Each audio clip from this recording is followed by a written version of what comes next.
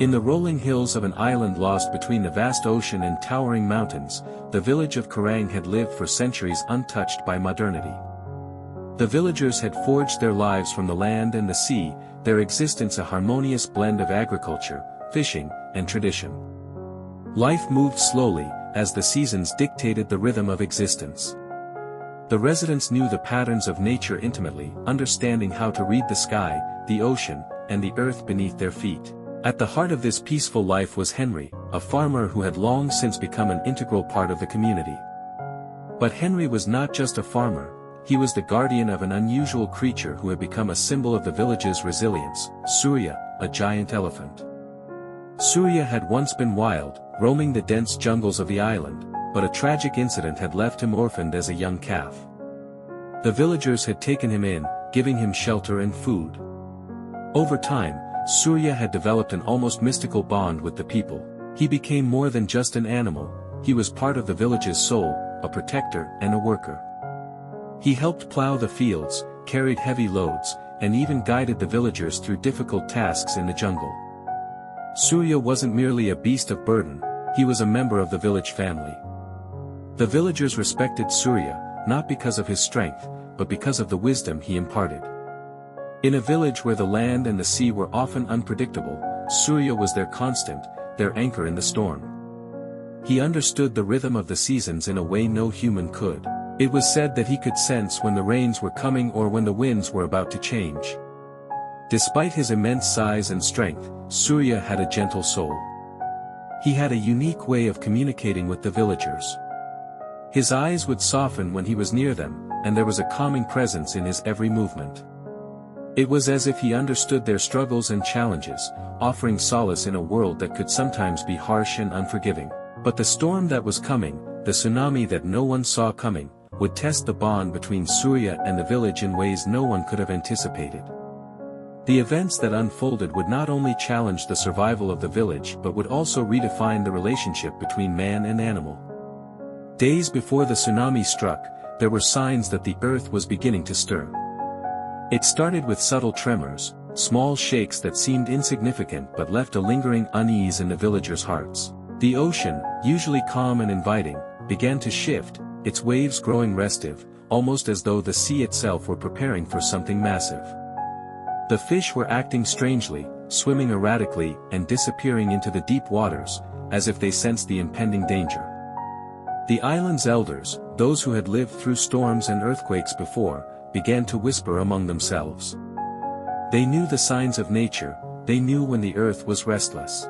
They spoke in hushed tones about past tsunamis that had struck distant shores, always with the same unpredictability, always leaving devastation in their wake. Surya, however, seemed to sense the danger even before the elders could put their fears into words. The elephants of the jungle had always been known for their extraordinary senses, able to detect vibrations in the earth and changes in the atmosphere long before humans could. It wasn't long before Surya, who had always been calm and composed, began acting strangely. He would not wander too far from the village, his eyes constantly scanned the horizon, his ears twitching at every sound. One night, as the wind howled through the trees, Surya stood near the edge of the village, gazing out toward the distant ocean. The villagers, too, had begun to feel the weight of the situation, but they couldn't understand exactly what was happening. Surya, however, seemed to know something they did not. It was then that the earthquake struck. The ground beneath Karang began to shake violently. The sound was deafening, as if the earth itself were groaning in pain. The villagers ran out of their homes, terror written on their faces. The air was filled with the unmistakable rumble of a powerful force building beneath them. In the distance, the sea was churning, and the first wave of the tsunami began to rise above the horizon like a wall of water, dwarfing everything in its path.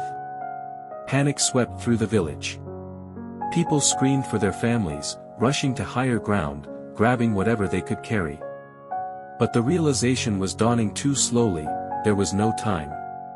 The village was too close to the shore, and the tsunami was coming fast. Surya, who had stood by silently through the trembling earth, began to move. The giant elephant, whose calm demeanor had always been a source of comfort, was now in motion, his body moving with purpose, his eyes locked onto the ocean as if he understood the danger better than anyone.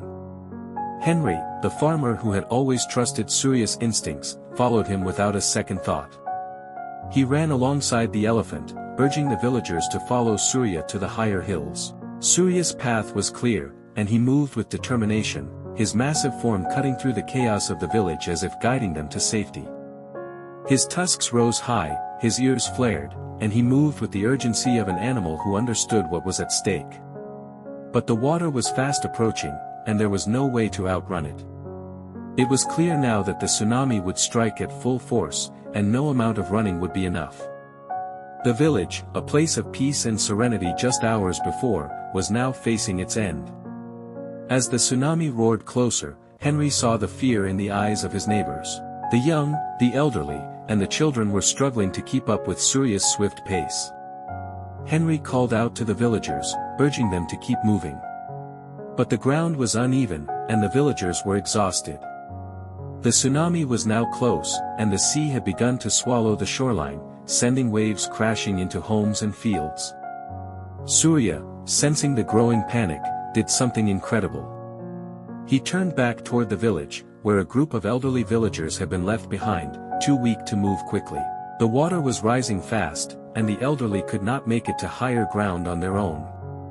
Without hesitation, Surya charged back into the village, his powerful legs carrying him over the slippery ground.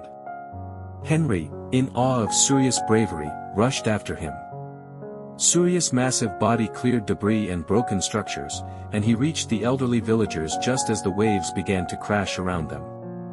With surprising gentleness, Surya used his tusks to lift the elderly villagers onto his back, one by one, and carried them up the hill to safety. He moved with an incredible sense of purpose, his instincts guiding him every step of the way. The tsunami struck with unimaginable force, its waves sweeping through the lower part of the village, destroying everything in its path. But thanks to Surya, every person in the village who had been too weak to escape was now safely atop the hill, watching in awe as the giant elephant led them to safety. When the waves finally receded, Karang was unrecognizable.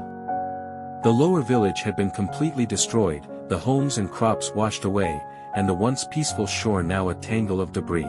But thanks to Surya, every villager who had been able to reach higher ground was safe. The survivors gathered on the hill, their faces pale with shock, but their hearts full of gratitude. Surya, the elephant who had always been a helper, a worker, and a companion, had saved their lives.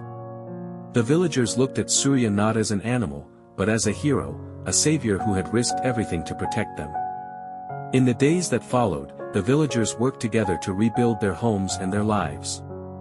But Surya's role in their survival could never be forgotten. The bond between man and animal, forged through shared survival and sacrifice, was now stronger than ever.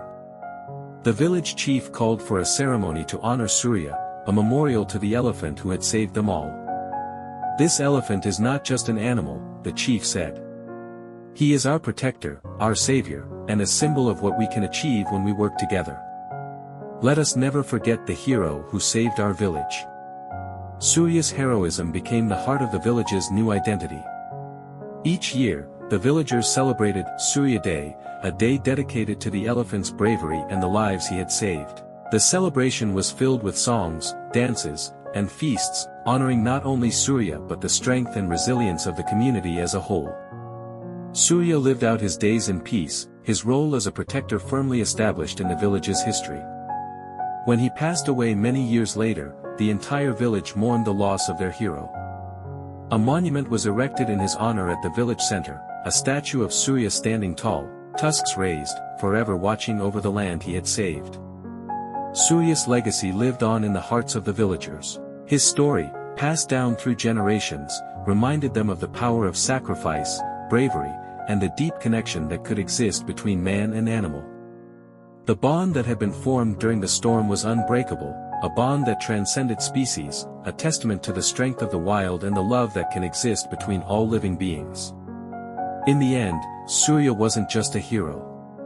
He was the soul of the village, a symbol of hope, and a reminder that sometimes, the most unlikely heroes come from the most unexpected places.